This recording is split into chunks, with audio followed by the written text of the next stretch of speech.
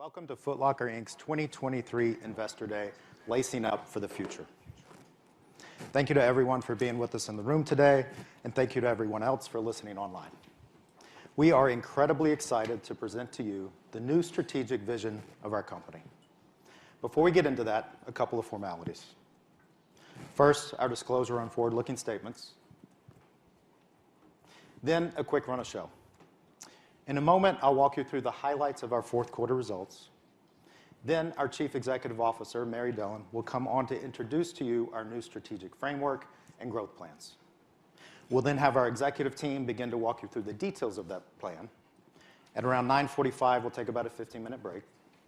We'll then resume presentations until around 10:30, and then we'll wrap up with some Q&A. So let's get into it. Starting with our fourth quarter results. We had an exceptional fourth quarter. Our comps grew 4.2%, well ahead of guidance for down 6 to 8%, driven by strong holiday demand and access to high-quality inventory. As we continue to diversify our assortment, our non-Nike sales grew mid-single digits, with our Nike mix down only slightly, much better than we originally expected. By region, we saw broad-based momentum. In North America, our core Foot Locker banner was up over 13%, while Champs was down 10% as we repositioned that banner. EMEA comps grew 14%, with ongoing strength in key markets, and APAC grew nearly 6%, given our investments in stores, our brand, and community experience. Our gross margins overall were down 290 basis points, given promotions were higher than the prior year, but in line with our plan. Our inventory, up 30%, with high-quality product, positions us well for 2023. And our non-GAAP EPS came in at 97 cents, above our guidance for 45 to 53 cents. By category, footwear led the way, up mid-single digits, but with apparel not far behind, up low single digits. And we were above guidance in each month of the quarter, with particular strength in December, especially during those key shopping dates during the holidays. Again, our gross margins were down overall by 290 basis points, 310 basis points from planned promotions against the still favorable environment from a year before. And our comp increase helped us drive occupancy leverage of 20 basis points. SG&A leveraged by 10 basis points, with the early benefits from our cost optimization program being largely offset by inflation. So that's the quarter. We will spend the rest of the day looking forward, and so now let me bring on our Chief Executive Officer, Mary Dillon.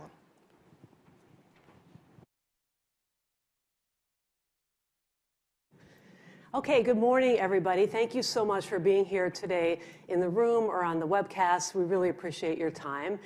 In the last 6 months or so since I joined Foot Locker, I've been spending my time learning about our business, the industry, our team, our brand partners, and really confirming many of the hypotheses that I had when I decided to join the company, which is that we have an exciting opportunity ahead.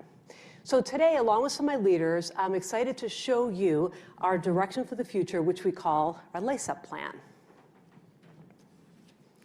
So let's stop, and let me just give some context at the top.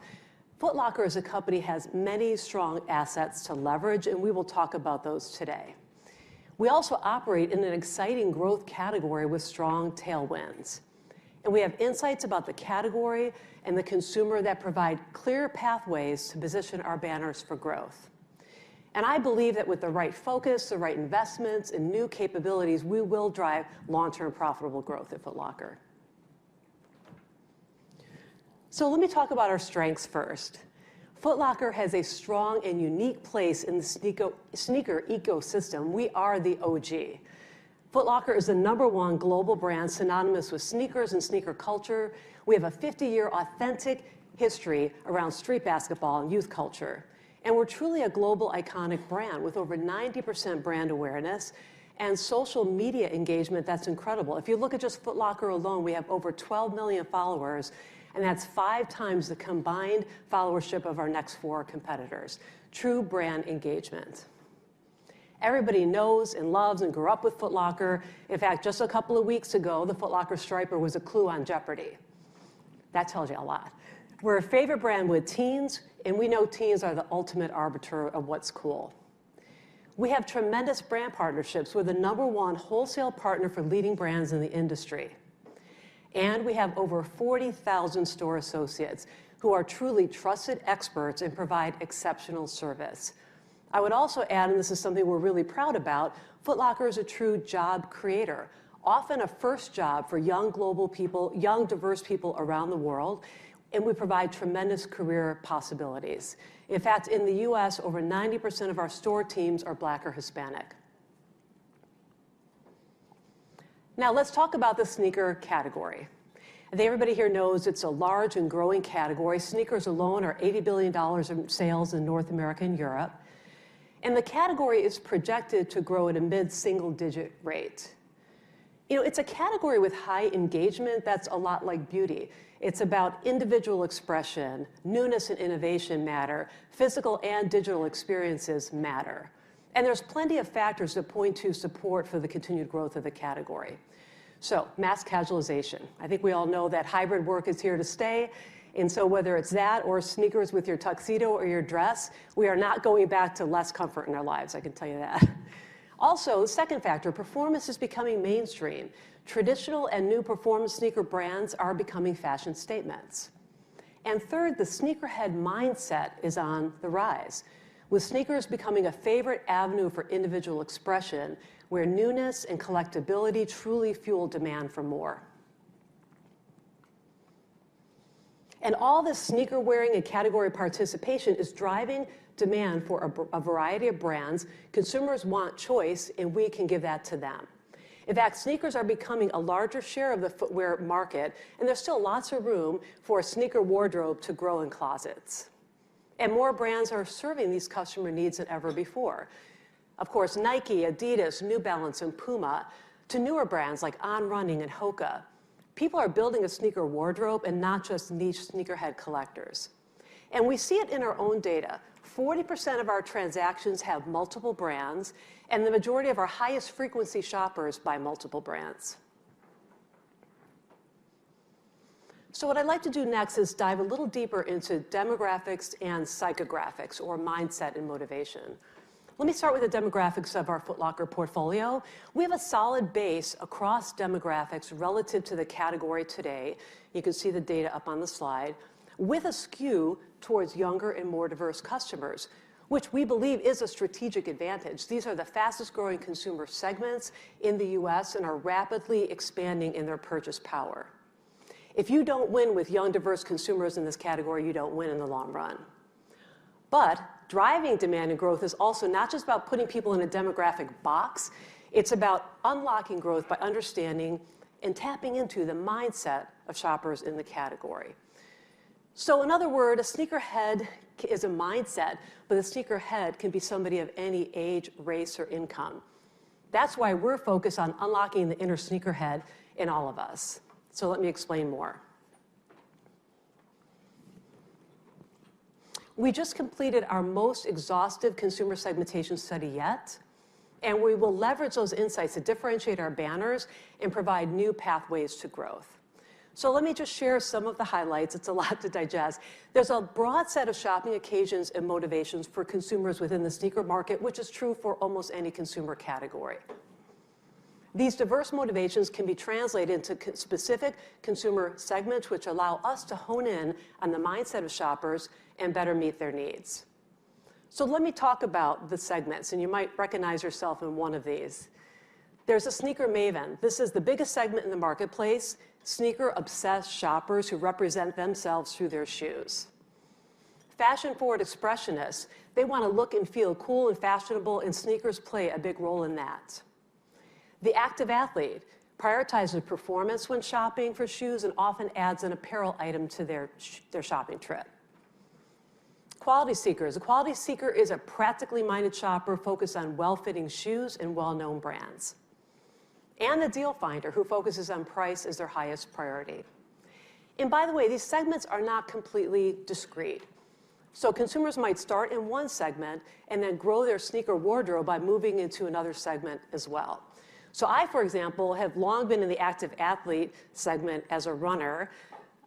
But now I'm moving into the fashion-forward expressionist segment and displacing a lot of heels in my closet in the process. Unfortunately, one of my daughters has my shoe size.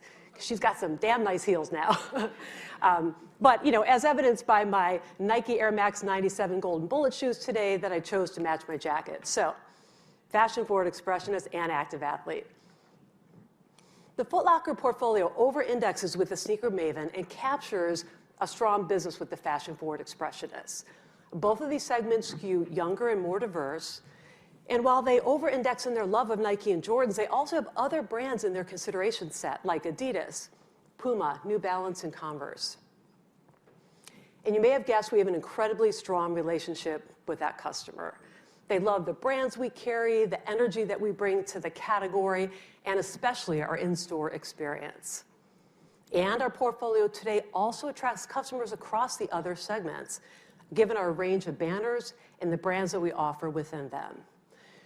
So our lace-up plan will create pathways for growth in both our areas of historic strength and our opportunity areas for the future.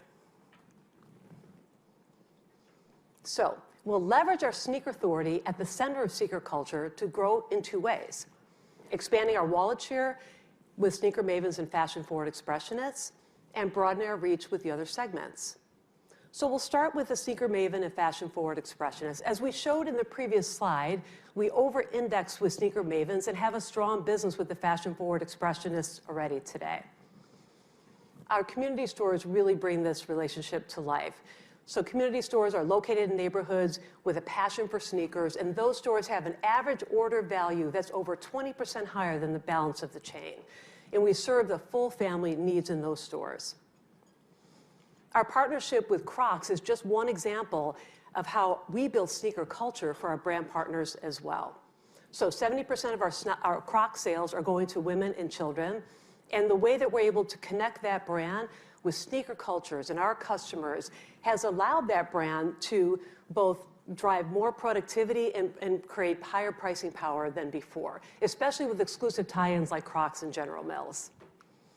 So as we walk through our lace-up plan today, you will see how our key actions from a relaunch of the Foot Locker brand to new store concepts to exciting brand partnerships to relaunch of our loyalty will all work together to drive even more loyalty and growth with these key segments. So secondly, while the active athletes, the quality seeker, the deal finders have different motivation than those first two segments, sneakers are a part of their everyday lives and increasingly so over time. So given our current share in those segments, we have opportunity to broaden our reach and better invite them into our portfolio. And we've already started to do just that. So for example, in 2022, we acquired over 10 million new customers in the US with brands like On Running and Hoka driving 2x the acquisition of other brands. And 60% of those new consumers are women. So brand partnerships like these are helping us to bring in new customers into our franchise, as well as helping them expand to a younger and more diverse customer set than they may have today. So in addition to new brand offerings, new store formats and locations will also be a key strategy for us to reach those key segments. Example, our new power store in Dallas-Fort Worth has a focus on running and basketball and our best expression of sneakers, and it's attracting an older and higher income shopper. In fact, the household median income of the Dallas-Fort Worth store is 30% higher than our average fleet. So these are just a couple of examples of early wins that we're seeing in our ability to both expand wallet share and broaden our customer reach, which gives us great confidence in our growth plans. So with this category segmentation as a backdrop, we've created a sneaker growth plan, positioning our banners to play each a distinct role. So you'll see as we go through our strategic priorities today, we'll bring these distinctions to light by providing the right offerings and experiences for each banner and segment, combined with a powerful new set of demand creation tools and loyalty and CRM, and a much improved e-commerce experience. So Foot Locker will continue to focus on the sneaker maven while we broaden Foot Locker's reach to new segments. Kids Foot Locker, as the #1 kids-focused sneaker retailer, we believe in this brand's ability to broaden and serve more kids in more occasions. Champs will reposition to go after the more suburban active athlete, serving their footwear and apparel needs. WSS has a distinct focus on Hispanic families and more price-sensitive consumers. And then Atmos, which serves the premium customer with a focus on Japan and Japanese culture. So bringing it all together, our vision is that by leveraging our sneaker culture passion, authority, and expertise and that of our store teams, we will position our banners to deliver all things sneakers and unlock the inner sneakerhead in all of us. Anyway, so what we're going to do next is walk through the key strategic pillars of our plan, but I'd like to provide an overview on each first. So the first strategic pillar is all about expanding sneaker culture. So as a pioneer in the space, Foot Locker has been committed to developing sneaker culture over the last 50 years. We will leverage the passion and the commitment that we have for sneakers to serve more sneaker occasions, provide more choice, and drive greater distinction. Of course, our strong relationships with our brand partners in the industry is where it all starts. In fact, our relationships with our brand partners have been a top priority for me and my team as I joined the company. And I've met with the top leaders of all of our largest brand partners to begin to share our vision for Foot Locker and our growth plans with them. Of course, Nike is our largest brand partner and the leader in the industry. From day one, I've been welcomed to the industry by John and Heidi and their team. And my team and I have spent a great deal of time with Nike revitalizing our partnership, developing a shared vision of the future marketplace, aligning on growth plans in key strategic areas like basketball, kids, and sneaker culture. We've reestablished joint planning as well as data and insight sharing so that we can better serve customers. And the fruits of our renewed commitment to one another will begin to show up in holiday this year as we build increasing momentum to 2024 in the 50th anniversary of Foot Locker. So I'd like to thank John and Heidi and their entire leadership team for helping us revitalize the partnership and chart a path forward towards consumer-led ideas and growth. Now, of course, there's so many other wonderful brands that our customers love today or are beginning to love. New Balance, Puma, Adidas, Vans, Hoka, On Running, Crocs, UGG, Brooks, Asics, the list goes on. And I look forward to building collaborative partnerships and plans with all of our key partners as we strengthen our position at the center of sneaker culture. So Chris Santella, our Chief Merchandising Officer, will cover the first strategic imperative. The second imperative we call powering up our portfolio. Frank Bracken, our Chief Commercial Officer, and Tony Aversa, our SVP of Store Development, will together walk through how we'll reshape our banner portfolio with focus, intent, and innovation. We are so excited about a major relaunch of the Foot Locker and Kids Foot Locker brands and creating clear differentiation for the rest of our portfolio, as well as transforming our real estate to support our growth ambitions. The next imperative is deepening our relationships with customers. Frank will then come back to cover the critical topic of investing in all things digital, specifically reinventing our loyalty program and building our CRM capabilities to create deeper relationships with new and current customers. And then our last imperative is all about being best-in-class omni. So after a break, Peter Scaturo, our SVP of Strategic Planning and Growth, and Elliot Rogers, our new Chief Operations Officer, will describe how we'll accelerate and enable our omni offense, increasing our digital mix by removing friction and having better connectivity between channels to drive a greater penetration of digital in our business. So together, all these strategic priorities will create value for all of our stakeholders, our customers, our communities, our team members, and our investors alike. So there is work to do, but we know what it takes, and we're ready to do that.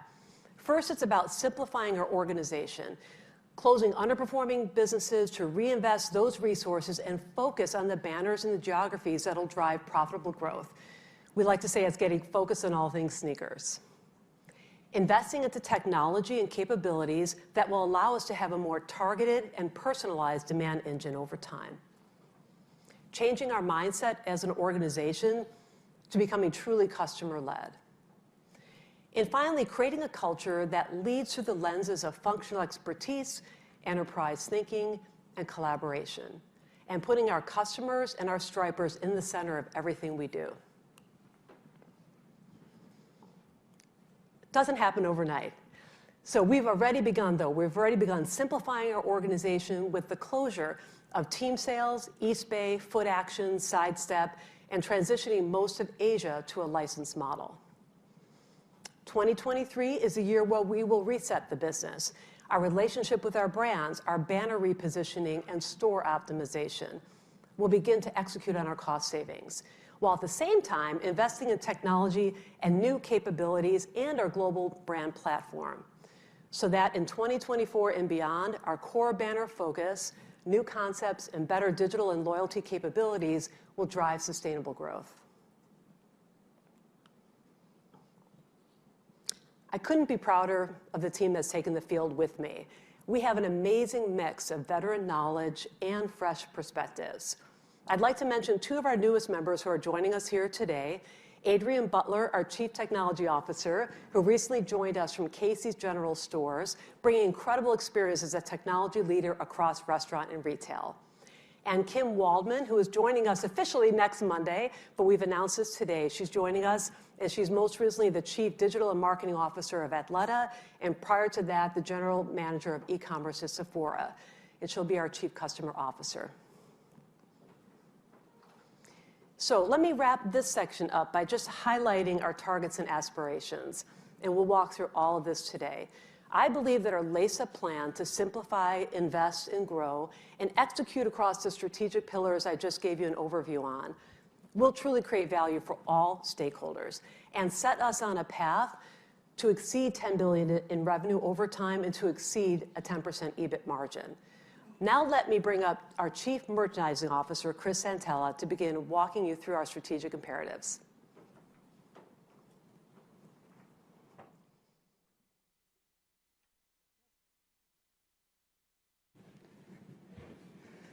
All right. Thanks, Mary, and good morning, everyone. Sneaker culture has been the driving force behind Foot Locker for the last 49 years and will be the driving force behind the next 50. The last few years has created a lot of change in the industry, and one of the most positive changes has been the evolution of the consumer. I will take you through the first strategic imperative on expanding sneaker culture and how Foot Locker continues to evolve with the consumer. As Mary touched on, sneaker culture continues to evolve and be much more inclusive. More people are wearing sneakers on more occasions than ever before. No longer are sneakers only for sport and for weekends. They are part of every aspect of life for many people. The broadening consumer base continues to keep sneakers top of mind. The sneaker maven is looking for a pair of Nike Panda Dunks. The fashion-forward expressionist is looking for the New Balance 9060. The active athlete is looking for performance innovation from brands like On and Hoka. The quality seeker and deal finder are looking for authentic brands and great price value in their sneaker shopping occasion. Sneaker culture was built on accessibility and inclusivity. If you had passion for sneakers, whether it's for style, comfort, or performance, there was something for everyone. That inclusivity was a great foundation for the future broadening consumer base. Foot Locker was there from the beginning, providing access to a world of consumers through our global store fleet and our passionate striper community. The broadening consumer base has created a broader brand portfolio as more consumers are seeking more brands to satisfy their footwear occasions. Foot Locker has evolved our brand portfolio to include a much broader brand representation. In the last few years, Vans, Crocs, UGG, On Running, and Hoka have all been added to our brand portfolio, in addition to our long-standing partnerships with premium athletic brands such as Nike, Adidas, Puma, New Balance, and Under Armour, just to name a few. There are more consumers seeking more brands to support their desire to wear sneakers on more occasions. As more consumers are wearing sneakers for more occasions, Foot Locker has evolved our merchandise strategies to focus on these areas. The first is broadening our footwear assortment to satisfy more footwear occasions. The sneaker maven and fashion-forward expressionists will continue to drive our core business through premium lifestyle product. This could be a Jordan Retro, Adidas Superstar, or UGG Mini Classic. Premium lifestyle footwear will continue to be the sharp point for Foot Locker. In addition to style, we will expand our assortment to the active athlete, focused on performance innovation in their sneaker shopping occasion. This could be running innovation from On Running or Hoka, or the next performance basketball model, such as the upcoming Jason Tatum launch from brand Jordan. The second focus area is broadening our brand portfolio. Our highest value customer purchase 3 footwear brands per year. They crave a multi-branded environment for their sneaker shopping occasion. Providing choice, both from a brand and category perspective, are critical to satisfying the evolving consumer appetite and providing our customer the best premium multi-brand experience in the marketplace. The third focus is on sneaker distinction. Our customer craves scarcity and a differentiated marketplace. Foot Locker will utilize our global sneaker community to elevate our exclusive product opportunities and create a more differentiated marketplace in the future. Foot Locker will continue to lead in basketball exclusivity, in addition to developing exclusive product concepts in other categories.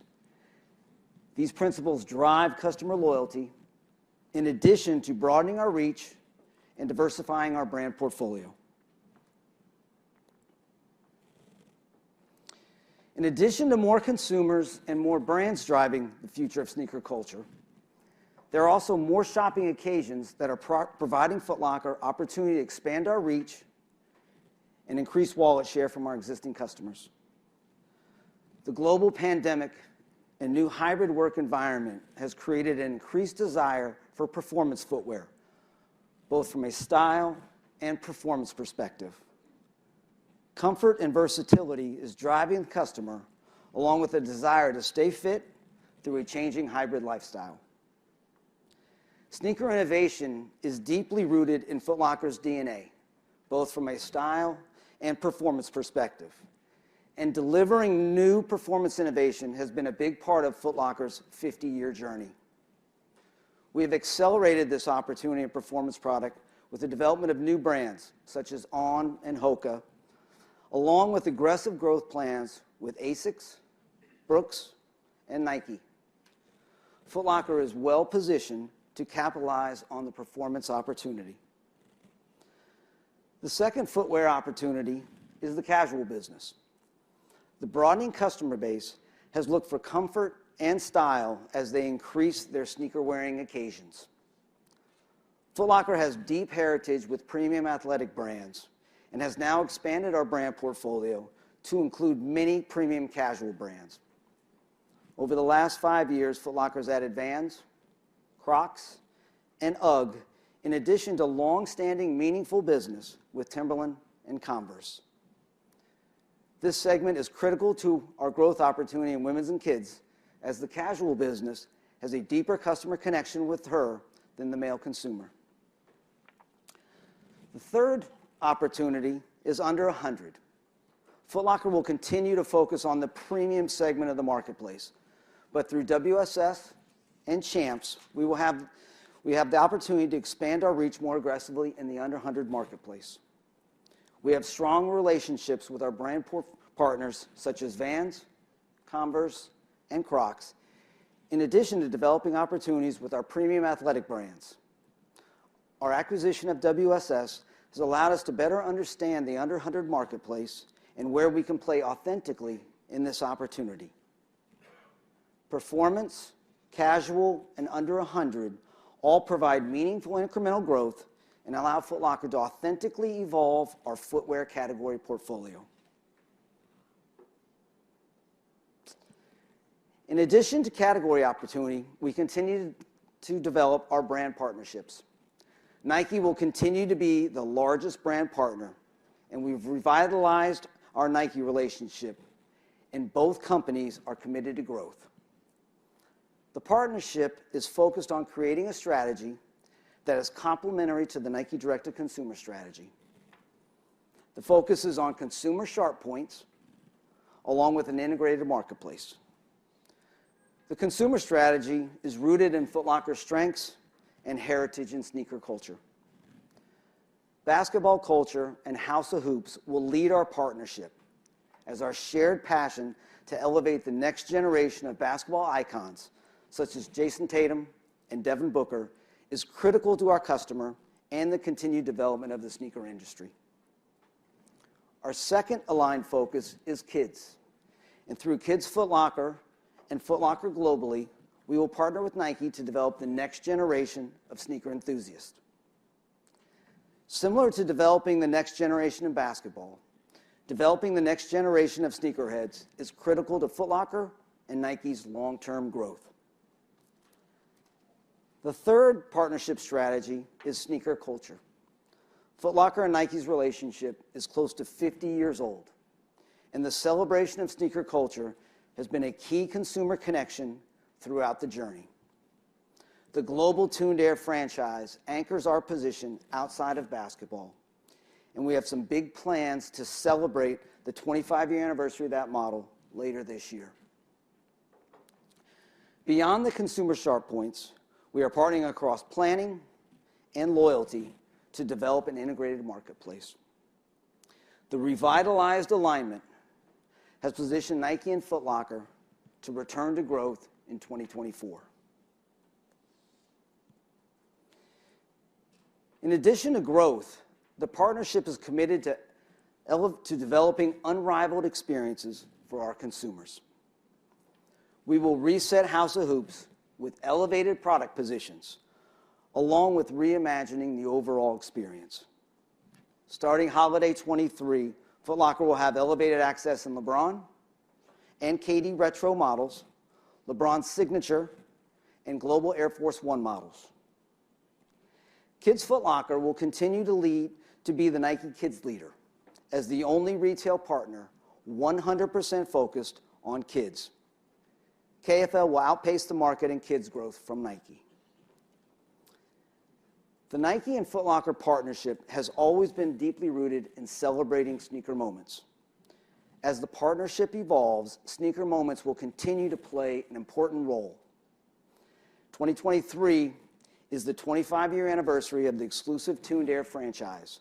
Nike and Foot Locker will have a global celebration of that anniversary in holiday 23.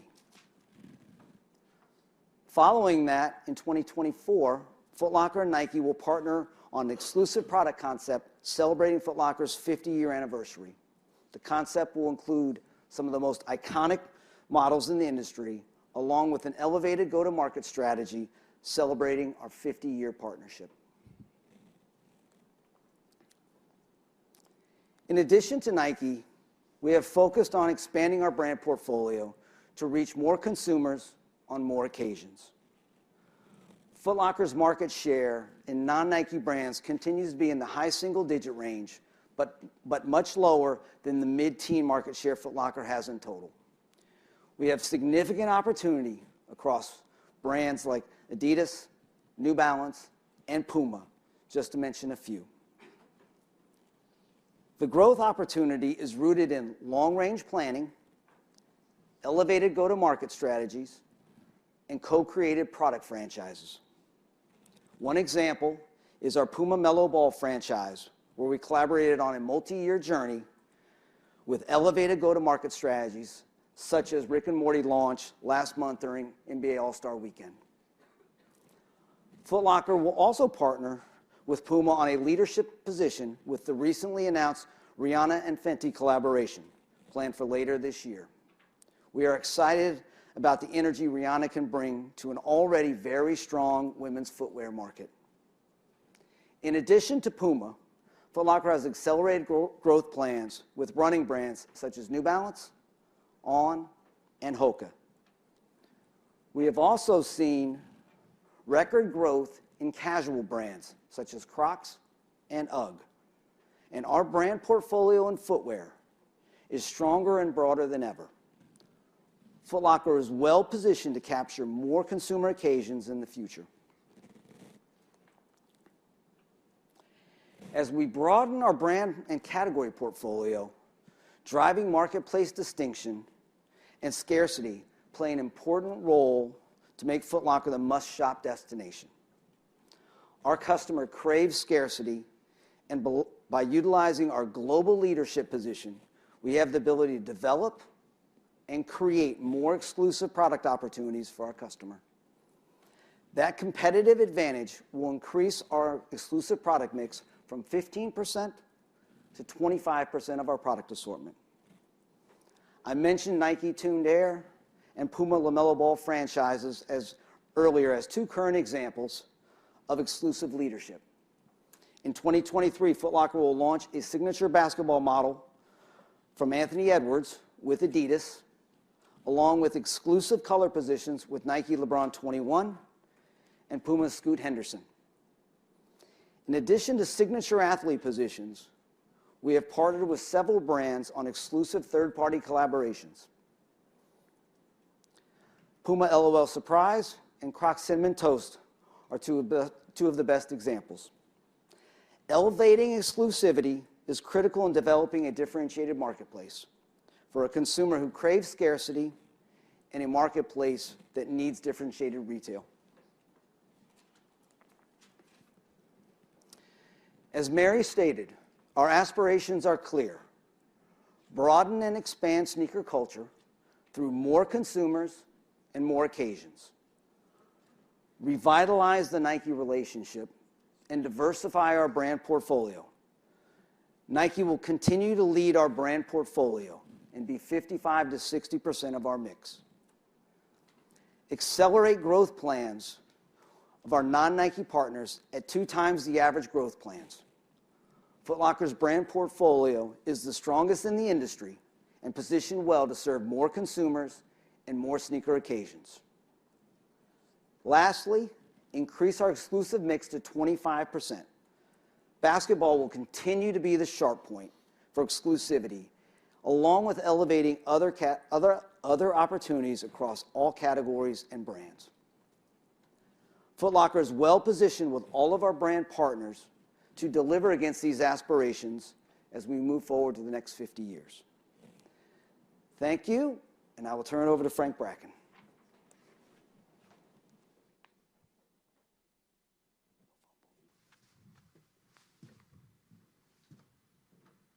Thanks, Chris, and good morning, everyone.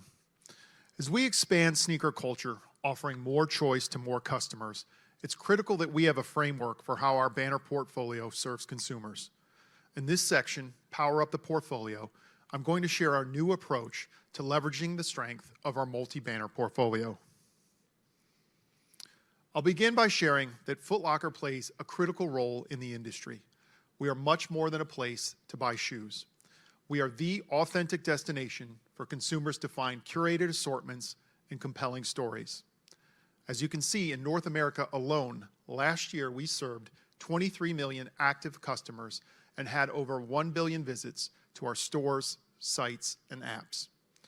Our customers look to us for what's new and hot, for the best presentation of global athletic sneaker brands, and also for inspiration and compelling stories. In turn, the scale of our relationship with our customers and our emerging capability to harvest insights from that data is of great value to our brand partners. We will increasingly build that customer insight function and capability led through technology and our refreshed loyalty program in order to be of even greater value to our brand partners. This also allows us to work upstream with our partners to build more exclusive propositions, to create more relevant content and media plans, and ultimately to create more demand for our banners and our brand partners. Now, one of the most important actions we've taken over the last 2 years is the simplification of our banner portfolio. Simply stated, we had too much overlap between our banners, and some of our smaller banners were adding complexity to our operating model and also diluting our profitability. In North America, we have closed the Lady Foot Locker banner, the Foot Action banner, and most recently, the eastbay.com banner. In Europe, we had previously shut down the Runners Point Group, and in January this year, we announced the wind down of our Sidestep banner, which we expect to be complete by the end of Q2 this year. And then lastly, in Asia, we've converted our business model from owned and operated to a licensed model. In fact, just today, we announced the transfer of our business operations in Singapore and Malaysia to Map Active. We expect that transition to also be complete by the end of our fiscal Q2 this year. Moving forward in Asia Pacific, we will have owned and operated businesses in Australia, New Zealand, and South Korea. Now, as we position our banners for future growth and customer connection, we have a very deliberate purpose and role for each of those banners. If you recall, Mary introduced what we call our sneaker growth map. In this framework, we've identified the 5 consumer segments that we will focus on as a company. We've also identified the 4 major sneaker shopping occasions that drive the majority of customer purchase intent. And we've positioned each of our banners at the intersection of their core customer focus and the most compelling occasions that drives their sneaker buying behaviors. These positionings will drive everything we do, including real estate site selection, product merchandising, omni-marketing, and of course, great customer service. The Foot Locker banner will focus on the sneaker maven and fashion-forward consumer, while also broadening to serve more active athletes through the lens of basketball and running specifically. Kids Foot Locker will also target the sneaker maven and the fashion-forward consumer, albeit younger ones, and will continue to be the #1 destination for kids and their parents to find all things sneakers. Champ Sports will sharpen its position against the active athlete and quality seeker, which includes moving more of the assortment to performance and athleisure in both footwear and apparel. And we will further continue to differentiate Champ Sports from Foot Locker to drive incremental consumers in the fitness and lifestyle categories, the apparel category, and under $100 footwear. The WSS is very clearly positioned against the quality seeker and the deal finder, with an even sharper point of view on the Hispanic family. This is driven by our real estate, a more value-driven assortment, and the great connectivity to the Hispanic community. Finally, Atmos will play a key role in serving sneaker culture in their home market of Japan, while also pioneering new ideas and concepts that can inform the rest of our banner portfolio. I'm now going to transition into a few slides on each of the banners to go just a bit deeper on the strategy for each, starting with our lead brand, Foot Locker. Foot Locker is the undeniable leader of sneaker culture globally. As you look at the stats on the page, which I'm not going to read verbatim, you can see the strength and even the untapped potential of the brand. The brand has better consumer awareness than any other retail brand in the industry. Our stripers are trusted as advisors and members of their local communities, and our social engagement is simply unrivaled. That brand health, which we've built over the last 50 years, provides a great foundation for us to lead sneaker culture for the next 50 years. Our ambition for the global Foot Locker brand is to grow at a mid-single-digit CAGR, delivering over $6 billion of sales by 2026. We will accomplish that goal with 4 clear global strategies. First, we'll introduce a refreshed brand platform. Next, we'll intentionally broaden our assortment with key brand partners. Third, we'll unleash the power of our store fleet and our new retail concepts. And lastly, we will double down on stripers as the most authentic sneaker experts in the world. So let me take a minute to talk about each of these strategies. As the global leader of sneaker culture, we are very excited to introduce a new brand platform and campaign later this year. The objective of the platform is very clear. It's to invite more consumers than ever before to participate in sneaker culture. From the sneaker maven to the fashion forward and all the way to the active athlete, if it's the best of sneakers that consumers want, we will unleash their inner sneakerhead. Upon launch, you will see the Foot Locker brand come to life through our unmistakable stripers and our iconic brand equities. You will see more brands and more sneakers featured than ever before, and our media plans will engage a wider audience than we have over the last decade, including men and women as part of the core brief.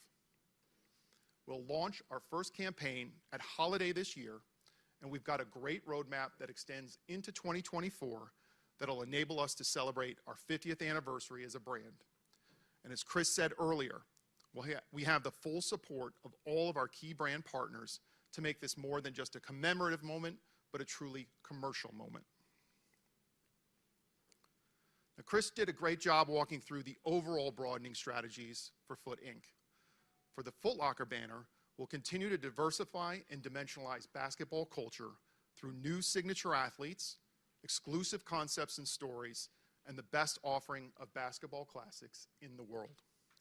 We plan our basketball leadership to grow to be a multi-billion-dollar business by 2026. And as Mary and Chris alluded to earlier, we're very excited by the innovation of the Nike and Jordan brands and what they're bringing to market, particularly this holiday, and how that will fuel our exclusive position in House of Hoops. Next to that, we will reignite our commitment to serving runners and the lifestyle running category through expanded assortments and digital and community activations. The door count and assortment of Hoka and On Running are two great examples of newer brand partners thriving in the Foot Locker retail environment.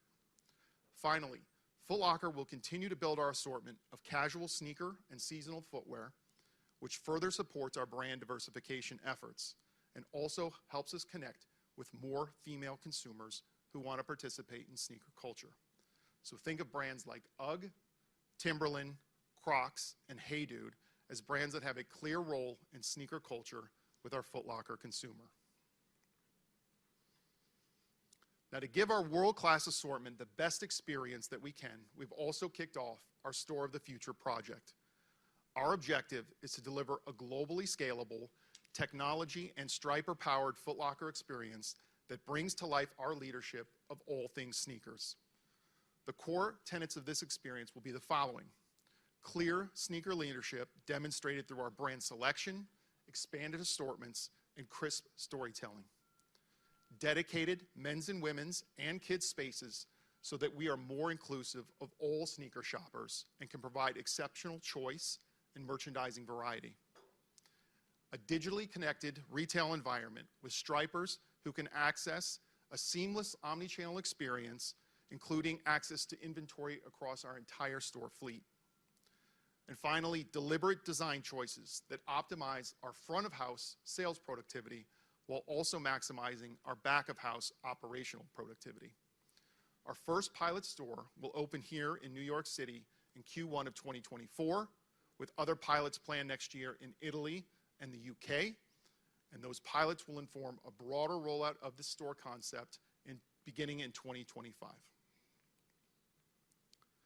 Now, the last topic I want to touch on for Foot Locker is our stripers. Plainly stated, our stripers are the backbone of our company, and we couldn't be more proud of their iconic status in our industry. And we will continue to invest and leverage their sneaker expertise as a key differentiator and part of our brand's value proposition. We will double down on product training, leveraging our Lace Up app, which is available to all of our stripers. We will continue to equip stripers with handheld technology and integrated POS systems that unlock inventory across the entire system and also help us better acknowledge and serve our FLX members. And as great ambassadors for our brand, they will continue to be present in the communities that we serve and also play a starring role in our social media and coming brand campaigns. So that's our plan for Global Foot Locker. Now I'd like to turn to our Kids Foot Locker banner. As the only kids-focused retailer with a full range of sneaker brands, KFL is a truly unique asset and value proposition in the marketplace, and a banner that we will continue to invest in. As this slide illustrates, KFL is by far the favorite place for customers to shop for kids' sneakers. Almost 50% of those surveyed said that we were their favorite brand, more than 15 points over the next highest retailer. Kids Foot Locker is also the leader in market share with nearly 2x the closest competitor when you include both KFL and Foot Locker Kids sales. And we are differentiated by our premium product positioning versus most others in the marketplace who are focused on the low end of the category. So much like Foot Locker is the leading brand in the adult space, so is Kids the clear leader for sneakers with kids. And importantly, beyond its direct value as a business, KFL also has significant strategic value to our larger portfolio and our long-term growth strategies.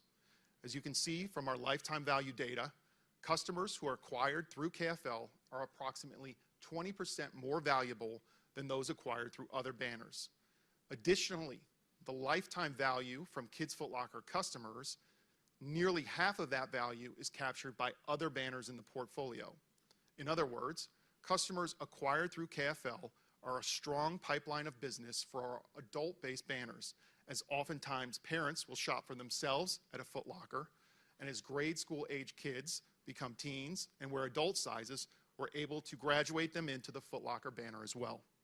So having KFL as a customer acquisition and recruitment vehicle is not only good business in the short term, it also provides compelling long-term benefits to our portfolio.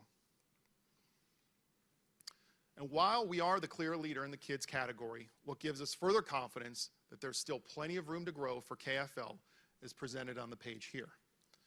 Our brand awareness of 74%, while strong, is still below that of Foot Locker's 90%, demonstrating that we still have consumers who aren't thinking of KFL as their first sneaker destination. Next to that, when surveying consumers who don't shop at KFL and asking them why they did not shop there, 22% of them cited a lack of physical availability as the top barrier to purchase. And finally, when our market planning team looked at the demand potential in our top 15 existing KFL markets alone, we modeled the potential to double our KFL sales in those markets. So clearly, there is more demand and more opportunity for the KFL banner. So then, how do we take KFL to the next level? Our path to making KFL a $1 billion banner requires us to deliver a high single-digit to low double-digit CAGR over the next 4 years. Our KFL merchants will continue to take a kids-first approach to building the most compelling assortments in the marketplace and also drive exclusive content. This is something they've done very successfully over the last couple of years, including ideas like LOL Surprise with Puma and the Crocs General Mills collaboration. To help accelerate sales, our net KFL square footage will grow high single digits per year through 2026. And our new House of Play concept, which is delivering great four-wall results, will be a big part of those plans. Lastly, the team has shown that our digital acquisition and inclusion of KFL in our loyalty program is a winning combination to acquire and retain more households, something we tested last back to school and continue to invest in this year. So there is a high level of confidence that we can continue to grow our KFL banner. The next banner I'll cover is Champs Sports. For over a decade, Champs has been a $1 billion-plus banner for us in North America. And it's easy to understand why when you look at the stats on this page.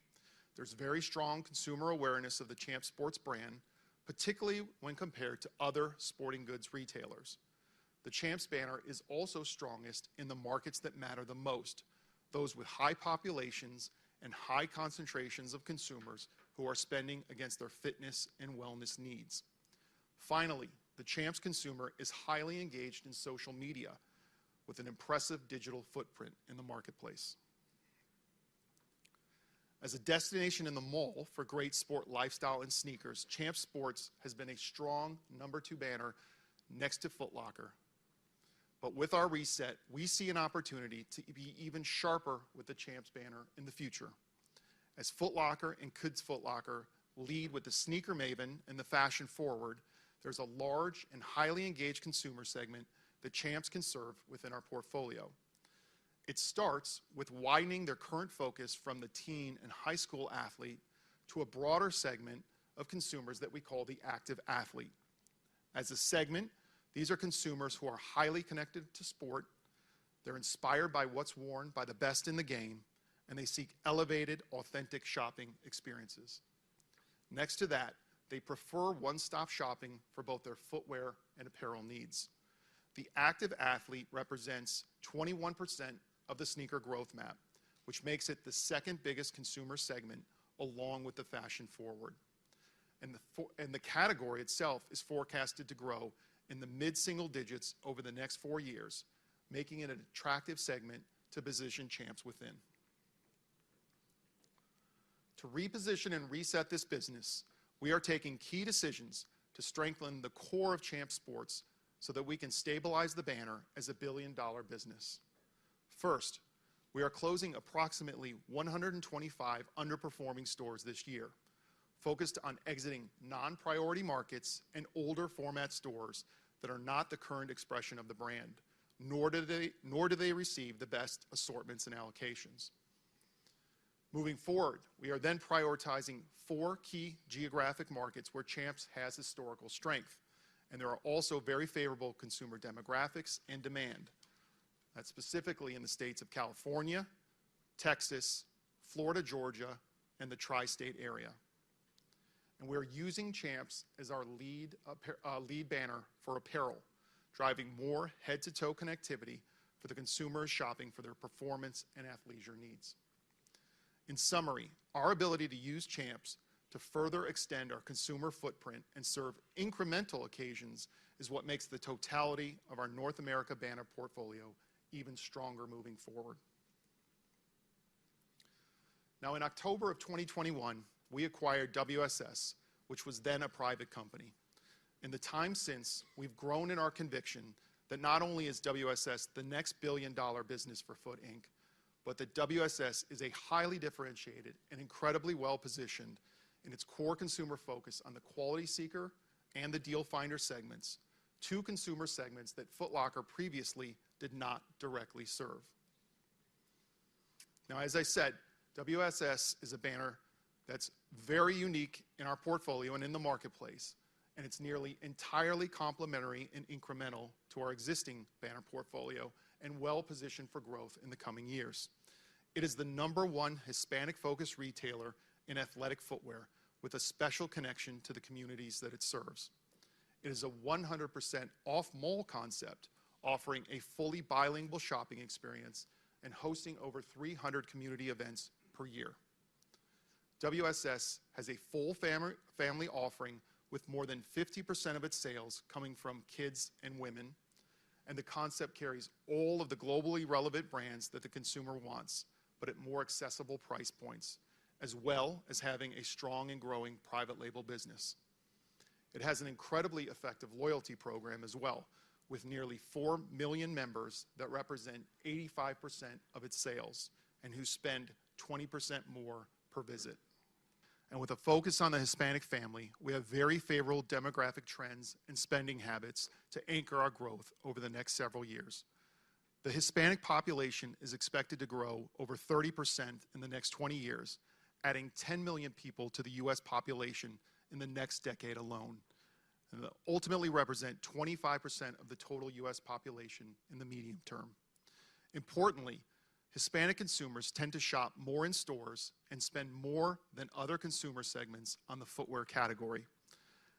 And as we position to capture that growing population and spending power, we see the opportunity for over 300 WSS stores over time. Our desire to scale the WSS brand into new markets and also fill in opportunity trade zones within existing markets is backed up by strong 4-wall economics. An average WSS store requires a net investment of approximately $1.7 million. With year 3 planned revenues of nearly $5 million per store and a 15% 4-wall operating profit, these stores generate a 40% ROI and take less than 3 years to pay back. And what gives us confidence in the growth trajectory is how successfully this concept has traveled from the home market of California to new markets like Phoenix, Dallas, Houston, and San Antonio. And our newest market, Miami, is coincidentally opening tomorrow. And we'll have 5 stores open in the Miami market by the end of Q2 this year. With a strong and unique value proposition, a tremendous amount of white space, a growing market segment, and strong unit economics, we see a clear runway for profitable growth. This year, we will open at least 25 new doors, and we will accelerate that growth beyond to 40 stores a year in 2024 to 2026 to get to at least 280 stores by the end of that period. And by 2026, we forecast our revenues for WSS to be $1.3 billion, a 20% CAGR over the next 4 years. The second acquisition we made in October of 2021 was the Atmos banner. In Atmos, we gained a brand that has a very strong market position in Japan, the 3rd largest sneaker market in the world. And Atmos as a brand is incredibly well respected by the sneaker mavens across the world, and it's also sought after as a product collaborator for exclusive footwear drops and retail experiences. We bought a business that has a great omni-channel composition and is also quite profitable. Atmos has the highest digital penetration of any of the banners in the globe at 50%, and it also delivers strong double-digit profitability. Our objective with Atmos is to grow the banner at a high single-digit to low double-digit CAGR to over $250 million annually, while maintaining the strong profitability that it delivers today. That growth will largely come from comp growth in the home market of Japan, as well as strategic investments in North America. Meanwhile, Atmos plays a strategic role in our portfolio that's enabled due to its relative size and agility, and we'll continue to use Atmos to test new store and digital experiences. We'll also look to Atmos to pioneer new product ideas at the highest level of sneaker culture, and that includes collabs and exclusive concepts, as well as a premium private label brand, the Atmos label, which brings a unique Japanese streetwear aesthetic. So that takes you through our banner portfolio and how we've architected our retail banners to serve more consumers with more sneaker choice, while having very distinct roles for each of those banners with consumers, minimal real estate overlap, and a path to total revenue of over $9.5 billion by 2026. So to take you through even more detail on our real estate and store plans, I'd like to introduce Tony Aversa, our Senior Vice President of Store Development.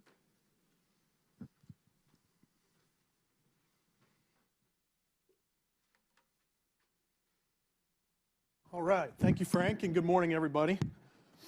So as Frank noted, I'll be taking you through the second part of powering up our portfolio, which is transforming our real estate.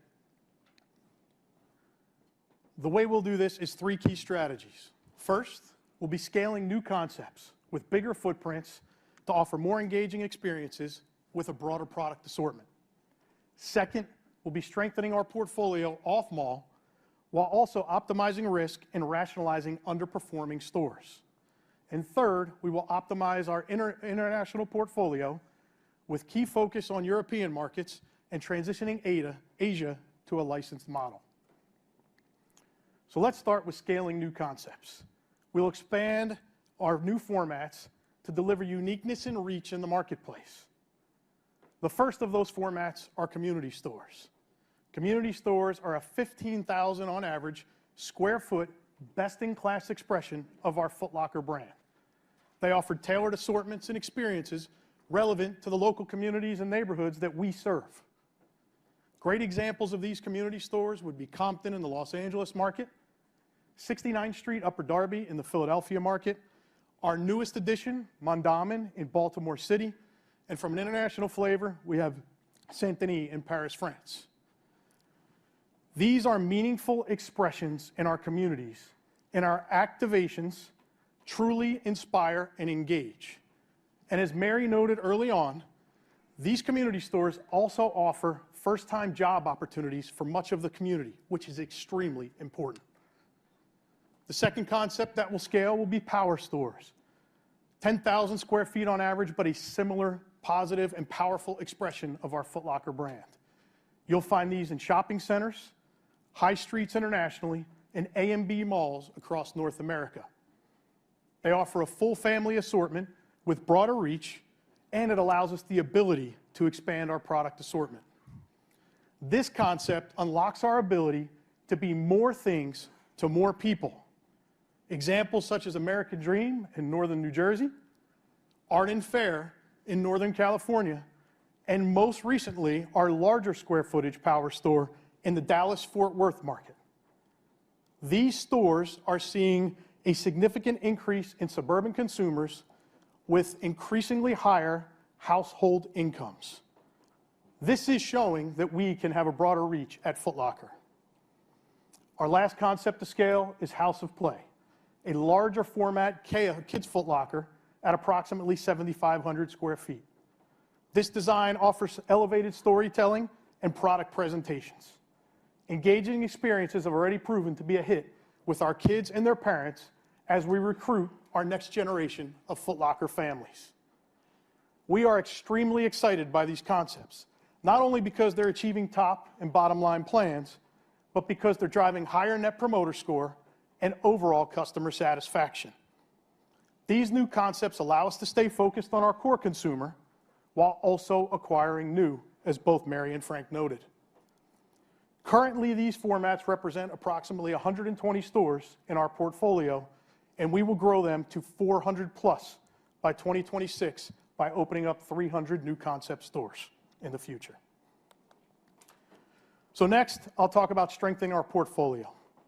As we lean into the newer formats, as I discussed, to drive demand and connect with new customers, we will also rationalize our store base, closing a meaningful amount of underperforming mall stores in North America. From now through 2026, we will close approximately 400 stores, including nearly 200 C and D malls and 200 of our lower performing A and B malls across North America. We will also look to reduce our term in those C and D malls to 1.5 years, offering us flexibility and optionality with our partners.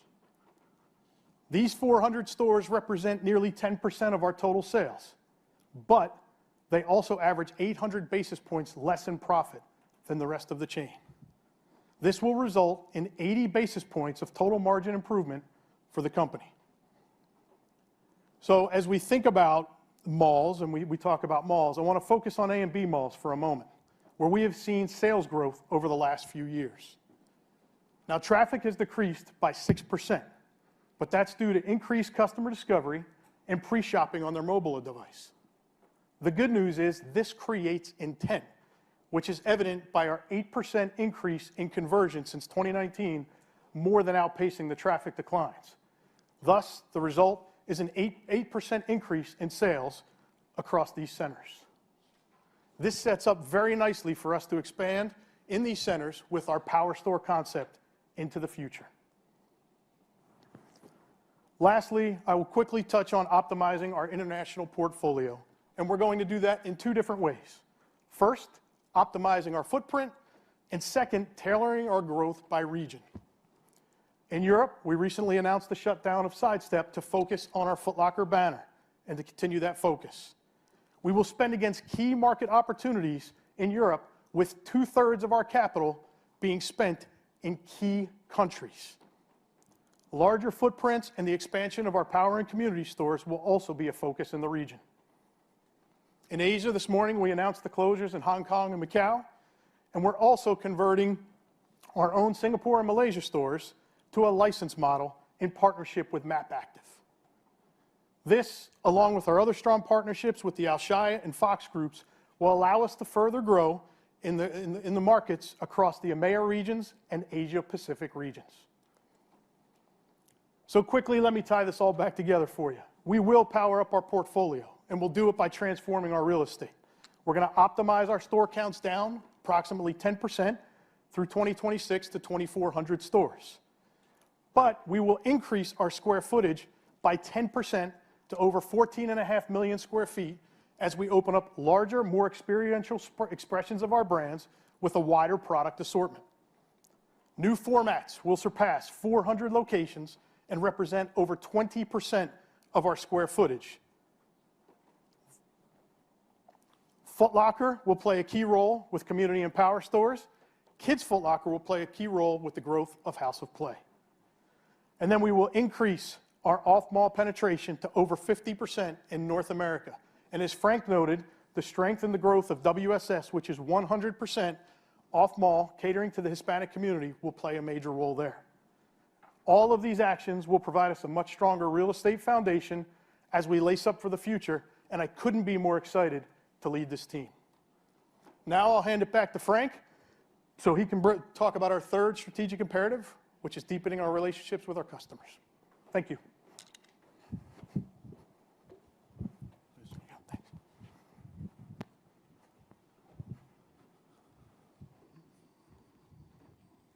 All right. Can we hear me this time? Perfect. Thanks, Tony. All right. As we build an even stronger fleet of stores across our global footprint, we'll also continue to evolve how we engage with customers from a marketing and a digital standpoint. So our third strategic priority is to deepen our relationship with our customers. Our objective here is to build personalized relationship with customers driven by data and insights and supported by a world-class loyalty program and technology. We know that doing this well will yield a higher shopping frequency with our customers and increase our share of wallet with them. So let me take you guys through our approach in this area. So first, I want to acknowledge, again, that as we broaden our reach and use our respective banners to connect with a more diverse audience, it's critical that we get the right marketing mix by banner. This is by no means a one-size-fits-all exercise. To help us do that, we just completed our most exhaustive consumer segmentation study yet, which yielded a great baseline of insights about how our customers shop, how they consume media, and how they interact in a content-driven, omni-channel world. That research study helped us learn that our core Foot Locker consumer, the sneaker maven and fashion forward, are digitally native, highly engaged on social media, and enjoy cultural content and being the first in the know on all things sneakers. And those insights will inform our marketing strategies for the Foot Locker brand, including, for instance, a meaningful investment in social media and content creation. But for example, as Champ Sports engages more directly with the active athlete, we know that product functionality, product fit, ratings and reviews, and personalized service are more critical to the customer relationship. So Champs will distort its resources against the in-store experience, try-ons, and having more product-based information and content on their digital site and app. And these are just a few examples of how our banners will customize their marketing mix driven by insights and data to drive more meaningful connections with their core consumer segments. Meanwhile, we know that we have a massive opportunity to uplift our loyalty program. Our current program certainly confirms and demonstrates the value of having engaged members. As shown here, FLX members spend 80% more per year than non-members, and we also know that they shop more frequently with us. But we also recognize that our penetration of loyalty members lags competitive benchmarks significantly by a factor of 3 times. And that means that we are leaving a big opportunity on the table to cultivate more profitable consumer relationships. In fact, we have to look no further than our own WSS loyalty program, which drives 85% of that banner sales, to see how powerful and scalable our future loyalty program can be. So we will reset FLX this year to be more meaningful to our core customers, but importantly, to be far more relevant and user-friendly to the new consumers that we aim to acquire. So let's review how it will change. Our current program was primarily designed to engage with a core sneakerhead who's driven by launches and high-heat product and looking to get advantages to product access. And while there's nothing inherently wrong with that benefit, it's certainly not comprehensive enough for our future consumer strategy. Our new program, set to test in 2023 and begin scaling in 2024, will be more valuable to more consumers by design. It will fundamentally pivot to be a points-based reward system based on the customer spend and hitting identified thresholds, which will then trigger an opportunity to redeem those points for cash against a future purchase. FLX will also offer exclusive product and service access for members only, gating those benefits and making them available to our members only, which obviously drives the perception and value of FLX membership. It will also leverage our personalization engine to provide custom incentives to drive incremental trips, increasing retention, buying frequency, and share of wallet. And our intent is to use this capability to be even sharper with our overall markdown and promotional budgets in the future. The new FLX program will also be more simple and transparent in design. This means easier for customers to sign up, easier for them to track their status in their account, and easier for them to redeem their points. In a few minutes, Peter will talk about our new digital app, for which FLX will be integrated into the design and user experience.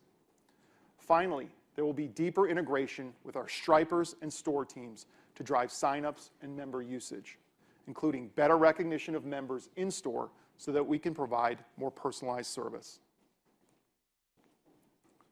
Beyond the loyalty program itself, we'll also invest into a more robust and integrated MarTech capability that will enable personalization at scale for both our loyalty program and our digital marketing programs at large. Our ability to capture more customer data through our FLX program and our consumer data platform, combined with more sophisticated data analytics and machine learning, will yield more effective consumer communications and offers, allowing us to not only be more efficient with our spend, but also demonstrate that we know our consumers and make smart use of the data that they provide to us. So let me share an example of how we envision this coming to life in the near future. So success starts with our banners being able to do better customer identification and tracking of their shopping journey as they interact with digital media and our digital sites. In this example, let's say a customer would see and like a social media post by Foot Locker for a Hoka running shoe on Instagram. By liking this post, this customer, an identifiable and known customer in our loyalty program, would trigger a follow-up engagement. Our decision engine would then send them a personalized push message through the Foot Locker app, in this case, a message introducing a brand new Hoka running silhouette that has just hit the market.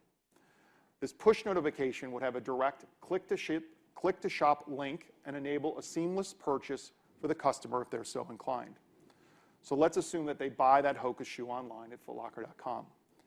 After completing the transaction with the customer, we would update their purchase history and membership profile, and we would then turn to engaging them with an invitation to a community event. In this example, let's assume that that customer lived in the Metro Dallas area. Our next action might be to invite the customer to their closest Foot Locker store to join other members for a Foot Locker Run Club event with free giveaways at the store. An email message with personalized imagery of a runner with Hoka sneakers would be sent, along with the offer of a free gift for attending as an appreciation for their loyalty and engagement. Of course, after attending the run, we'd invite them into the store to shop and use the occasion to introduce them to new footwear and apparel. And then finally, as the last image on the right shows, knowing that this customer showed a high affinity for the Hoka brand and running category, we would a few weeks later send them a personalized email that showed them new Hoka styles and colors that they have not bought before. And certainly, if they had accrued enough points in their FLX membership to earn a cash reward, we would message them that they're able to buy this sneaker with the benefit of their membership reward. So that is what good would look like in our new loyalty and personalization capabilities. And we're very excited about taking the leap to becoming a more modern marketing company. Now, our roadmap for loyalty and MarTech is a multi-year journey. In fall of 2023, we will pilot our new FLX loyalty program to gain learnings and fine-tune the processes. We'll also finalize the blueprint for our customer data platform, our decision engine, and all of our personalization tools. As we move into 2024, we'll launch the new FLX program across all of our North American banners, building on the learnings from our fall pilot. At that time, we'll also begin to roll out the personalization engine features, leveraging agile pods to pilot customer use cases and continuously generate new offers and engagements. Finally, in 2025, we'll expand FLX to our international markets to get the full-scale impact of that platform in Europe and Asia Pacific. And by that time, we'll have fully adopted and operationalized our agile ways of working in order to leverage more machine learning tools and deploy our test and measurement protocols to drive and prove true customer incrementality. Taken all together, our medium-term aspiration is to generate at least 50% of our sales across our banners from members in the FLX program. This is a meaningful improvement over the next 3 years, but we also have a longer-term aspiration to drive at least 70% of our omni sales from loyalty members. It's a challenge that our team, led by a new Chief Customer Officer and new Chief Technology Officer, is very excited to take head on. So that wraps up part one of our presentation, in which we've taken you through our first 3 strategic pillars. So why don't we take a 15-minute break, and we'll return to share our fourth and final pillar, along with our long-term financial targets. Thank you, everyone. All right, welcome back. Good morning, everyone. Happy to be here and really excited to share our 4th strategic imperative, being a best-in-class omni retailer. You've certainly heard the team reference the customer experience throughout the morning. And so for us, this imperative is all about creating pathways for our customer to engage and transact across channels and in any way they choose. And we've spent a lot of time as an organization listening to our customers to understand their pain points, their passion points, and everything in between. So this imperative is one that we feel can and will truly differentiate us in the marketplace. Before we go into the details of the plan, let's talk a little bit about opportunity. First, we know that we're trailing the broader market when it comes to digital penetration. We finished 2022 in the high teens, right around 17%, while much of our competitive set are in the 20s, and the broader marketplace is actually double that. So there's a sizable gap for us to fill. We believe that as more digitally native customers continue to grow in purchasing power, and as we broaden the customers we're serving, we have a clear opportunity to increase our digital mix, and most importantly, have that growth be incremental to our business. But we also know that our channels are highly complementary to each other. I'll share a few stats. 80% of digital sales happen within 10 miles of a store, and customers within that 10-mile radius spend almost 2 times more per person than the rest of the country. And those digital sales per person are almost 20% higher in the areas surrounding our new concept stores. So the Power, Community, and House of Play stores that Tony referenced earlier do an even better job of driving engagement and creating a digital halo in the business. Third, over 95% of customers incorporate the digital channel in their shopping journey. Whether that means drawing inspiration from a social post, using our launch reservation app before picking up highly coveted product, or engaging with our immersive brand and product stories through our articles, images, and YouTube videos, the digital channel is a key component of our customer's journey. And finally, almost half of all digital sales are aided by a store, with services like shipping from our back rooms or using BOPIS to conveniently pick up product. So our 2 channels are already working together to drive growth. But the ultimate opportunity lies in our ability to drive more customers to shop across both channels. I'll share a couple more stats. Omni-channel customers spend more than 3 times more than single-channel shoppers. They're more engaged, they're more committed, and they're spending more of their wallet share with Foot Locker, Inc. But they make up a relatively small portion of our customer base today, only about 7%. Many of our peers are 2 to 3 times higher than that. So unlocking the omni customer creates a strong tailwind to our business. So let's talk about the priorities we need to execute to get us there. You guys have probably been sensing a theme throughout the morning that our company and our lace-up plan are all about the customer. And so we wanted to start the omni conversation with the customer journey in mind. And we tried to keep it simple. We're going to focus our energy on creating powerful and seamless touch points during the pre-purchase, purchase, and post-purchase experience. We're going to remove friction, add features, and ultimately provide our customer with a more integrated and enjoyable shopping experience, however they choose to engage with us. So let's dive into some of the details. First, on pre-purchase. We'll start with another stat where we believe there's opportunity, and that's around discovery. We're currently trailing our peer set by 1.2 to 1.4 times when it comes to the amount of time spent on our digital properties. And so as we begin to broaden our customer base and provide them with more choice, we believe a more dynamic and personalized experience will drive discovery time up, and that time will ultimately turn into revenue. Here are some of the top priorities. First, improve search and navigation to drive relevancy with a more predictive and engaging search algorithm. Improve navigation to highlight new brands, additional colorways, and create a more seamless and intuitive shopping experience. Second, we're going to leverage the great content that our industry creates to tell better stories, provide more detailed and engaging product visuals, more in-depth rating and reviews to help our customer find the perfect pair. And finally, we're going to leverage product recommendations driven by past browsing history, trending items, and our global history of purchase behavior to drive more discovery around new products and brands. We've already begun taking steps in this direction with small, iterative changes to the site and app, and feel really confident in the direction that we're heading. From a purchase perspective, we believe we can create a strong tailwind to improve conversion with a few key investments. The first, near real-time inventory. By 2024, we expect to have our inventory synced across stores, DCs, and our digital channel to give the customer and our Stripers a near real-time picture of not only what's available, but where it sits in the network and how we can get it to them. Second, this year we will scale new handhelds and upgraded networks across our entire fleet to provide our Stripers with the ability to access that inventory picture, access product information, and provide customers with a more seamless checkout experience for purchases in-store, and if the product is not in-store, through one of our digital properties. And third, we're going to relaunch the Foot Locker app to drive energy, commerce, and connectivity across our customer base. In 2022, over 80% of our traffic came through mobile, so our customer is telling us how and where they want to engage. So it's on us to make sure that experience is immersive, drives loyalty, and ultimately connects our customer to the category and the products that they love.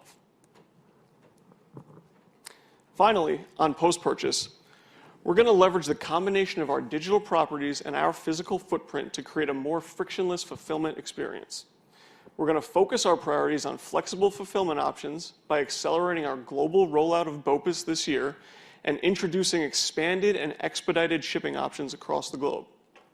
We're going to create a more seamless return process between channels, and we're going to create clear order transparency and communications so you know exactly when and where your product will get to you. And the key stat here that we think tells a pretty significant story is that our store NPS is about 1.5 times higher than our digital NPS. So we believe that by creating focus and prioritization along the customer journey, we can create parity in how our customers experience our brand in stores or online and drive significant growth for the organization. And so what does that growth look like? Our aspiration is to achieve a 25% digital mix by 2026, close to $2.5 billion in digital sales. And I know we've been talking about Omni throughout this section and a lot throughout the morning, but we feel the best measure of success will be our ability to better balance the mix between channels and drive our digital penetration up higher than it has been historically. And this is going to be a journey. It's not going to happen in 1 month or 1 quarter. It's going to require a multi-year strategic roadmap across our technology and supply chain infrastructure to get us there. But we're confident that we can get there. And a big piece of that confidence comes from our next presenter, our Chief Operations Officer, Elliot Rogers, who will outline some of those key enablers.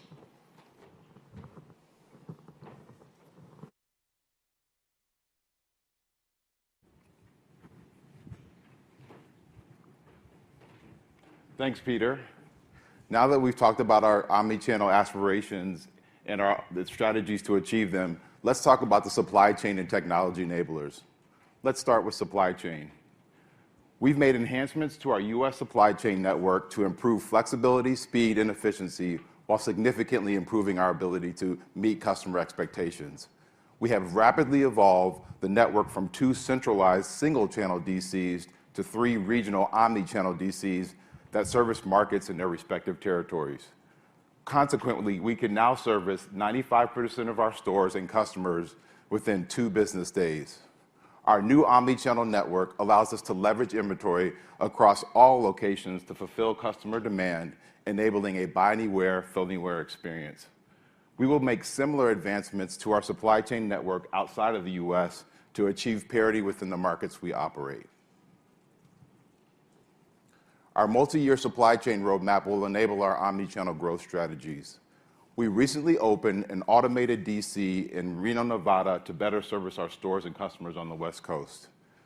This investment will drive efficiency and has reduced shipping times to the service market by 50%.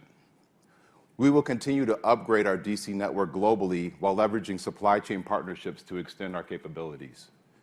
To enhance our omnichannel convenience offerings, we will further optimize our end-to-end product flow and create the near real-time visibility of inventory that Peter mentioned.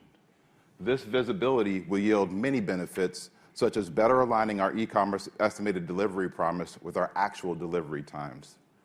This strategy will be underpinned with technology investments ranging from data and analytics to inventory management to robotics and automation, all focused on creating a resilient, reliant, and responsive network. And speaking of technology, we are committed to a multi-year technology investment plan to achieve our omnichannel and broader growth aspirations. Over the last decade, we have invested at a level below the industry benchmark. We will increase our investment to be at or above 3% of sales and increase our CapEx by 50% over the next 4 years.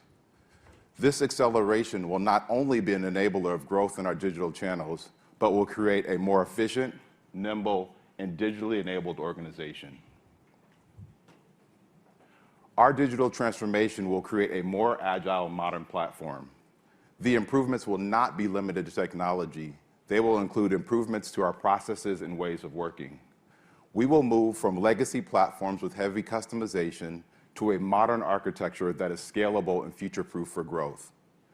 We will evolve to a more agile product and platform operating model that delivers capabilities and personalized customer journeys with a faster speed to market. Through this transformation, we will reduce our technology debt and emerge with a stronger technology core. We have launched a multi-year plan to elevate our technology foundation and accelerate our digital capabilities. Recent improvements include extending our FLX program to Canada, launching buy online, pickup in store in the UK, and introducing express shipping from Foot Locker stores in the US. We have launched a digital win room along with product teams across key experience areas, including search and browse, loyalty, and launch, and are already seeing encouraging results. After introducing recent enhancements, we've seen year-over-year NPS improvements of 14% across digital purchase and fulfillment. We believe that with our focused 3-year roadmap and key priorities of strengthening our foundation, reimagining our tech operating model, and transforming the customer experience, that we will be well-positioned to achieve our strategic imperative of being a truly best-in-class omnichannel retailer. Now, I will bring up Rob Higginbotham, our Interim Chief Financial Officer, who will tie this all into our financial outlook.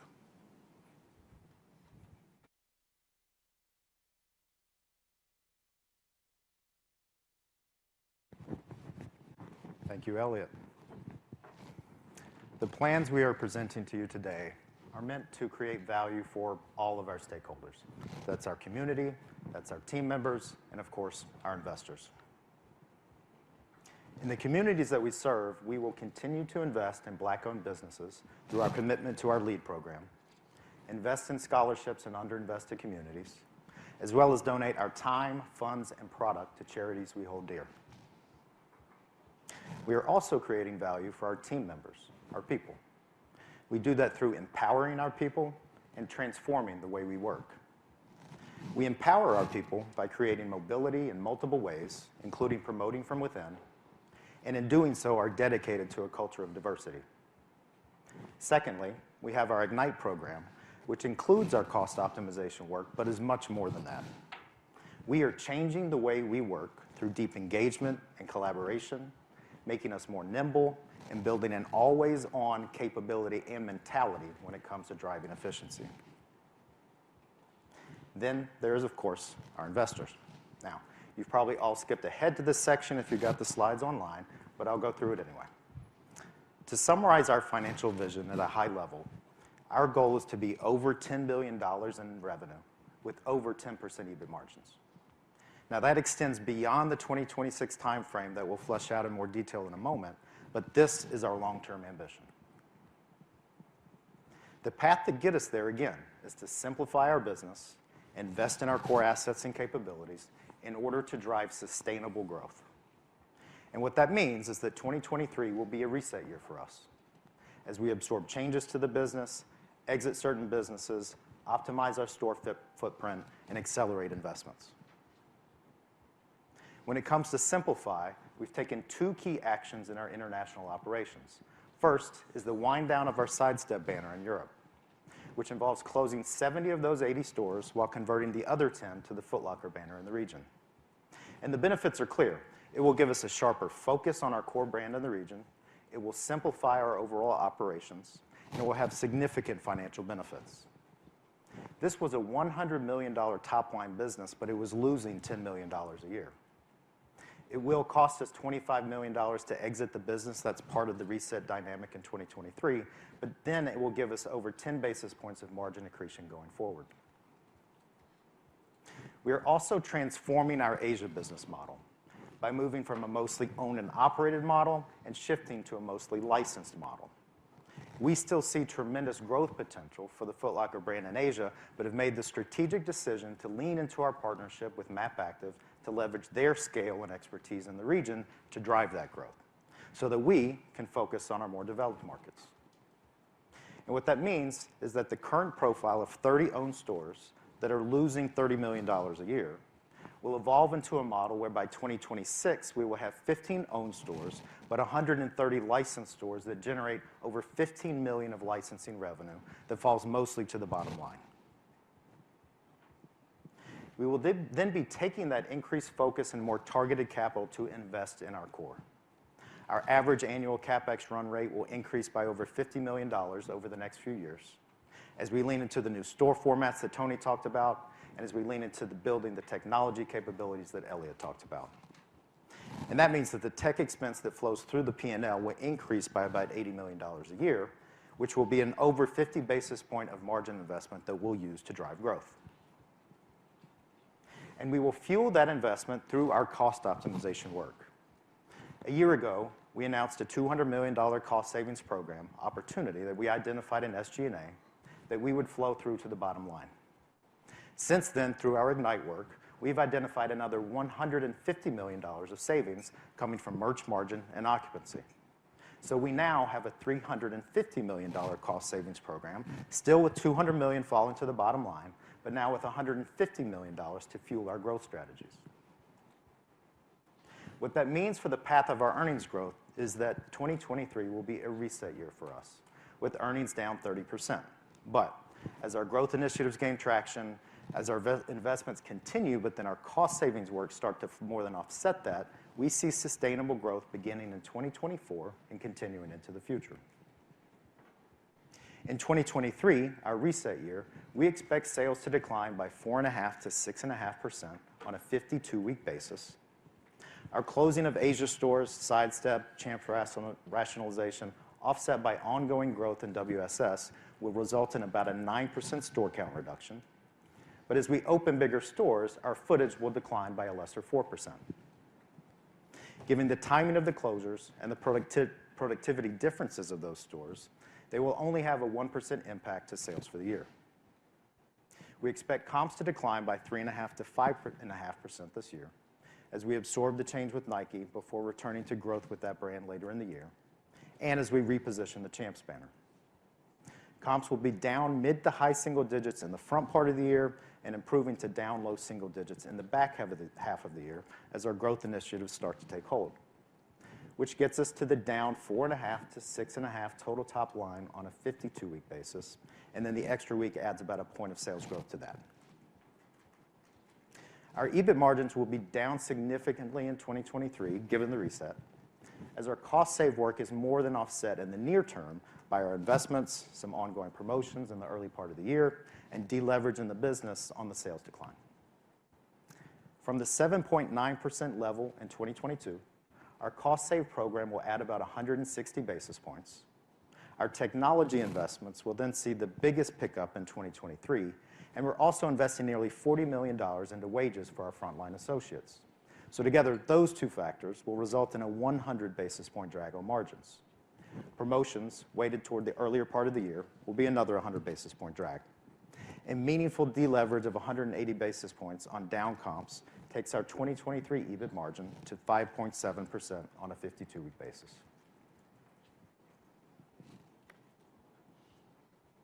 Tying all of that together, here's our full guidance for the year, including the extra week. Within EBIT margin, our gross margin will decline by 90 to 110 basis points on promotional pressure and occupancy deleverage. We expect SG&A to deleverage by 80 to 100 basis points, with investments offsetting cost saves in the near term, plus the underlying deleverage on the down comp. And as we mentioned, as our reset year, our EPS will decline by 30% to a range of $3.35 to $3.65, including 15 cents from the extra week, which embeds minimal buybacks for the year. Now, looking beyond our reset year and into 2024 through 2026, we plan to resume robust sales growth as we expect to at least keep pace with our growing market going forward. Our store base will decline by about 1% a year, but with that same dynamic of opening bigger stores, our footage will actually be up 5% a year as a company. The Foot Locker banner will grow a bit below that average. KFL, with the growth opportunity that Frank described, will grow above that average. Champs will continue to rationalize its store base as we move towards that $1 billion top-line target. WSS will continue to grow at about 20%, and Atmos will grow, but at a modest pace. That incremental footage, by the way, given its bigger boxes, will come in at roughly half the sales per foot productivity versus the company average. So when combined with the comp outlook of 3 to 4%, we see total sales growth of 5 to 6% starting in 2024 through at least 2026.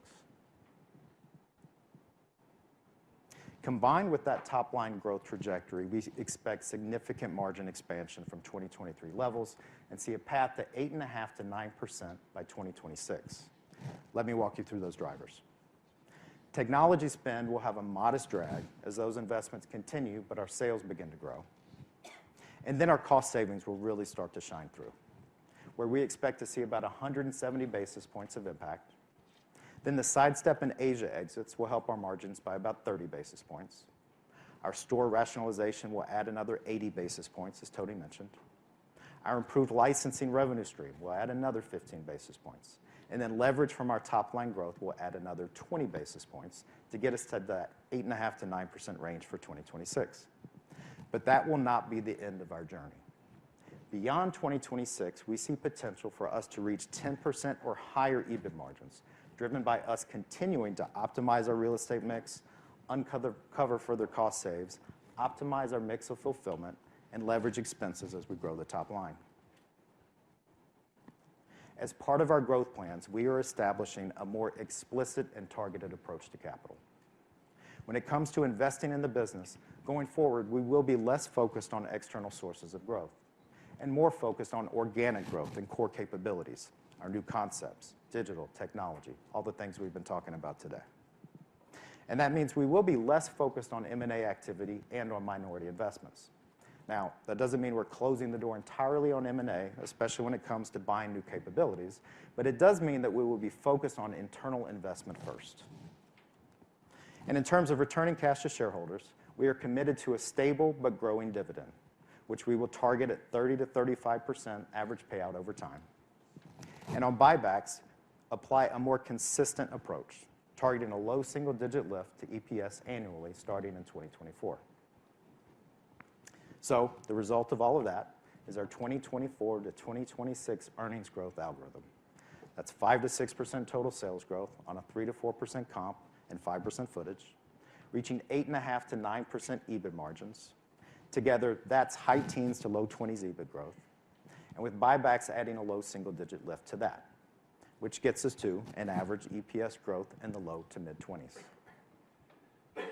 Altogether, that puts us on a roadmap for over 25% annual total shareholder return through 2026.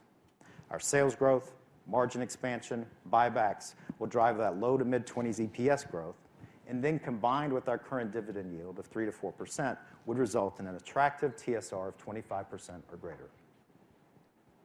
So let me end by summarizing the key elements of our new growth plan.